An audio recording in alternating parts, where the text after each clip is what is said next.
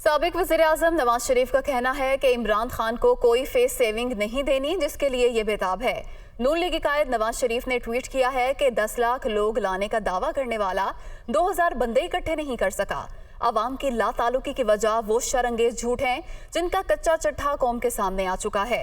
इसने इतने झूठ बोले कि DGISI को खामोशी तोड़कर कौम को सच बताना पड़ा।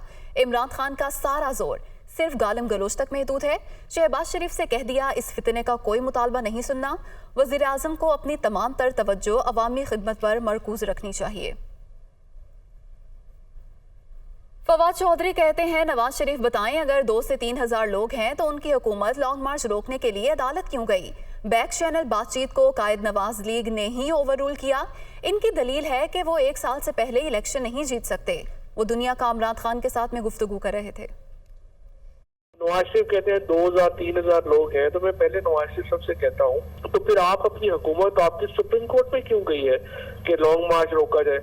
पूरे पाकिस्तान से आपने सिक्योरिटी इस्लामाबाद में क्यों लगवा ली है? फिर तो उन्हें फिक्र ही नहीं होनी चाहिए। पहले भी जो हमारी बैक चैनल चल रही थी और एस्टेब्लिशमेंट तो पाकिस्तान में इलेक्शन करवाना चाहती थी, लेकिन नवाज शरीफ ने ही उसको ओवर रूल किया। जो आर्गुमेंट उनका है वो ये है कि जी चूंकि हम इलेक्शन जीत नहीं सकते इसलिए हम इलेक्शन क्यों करवाएं।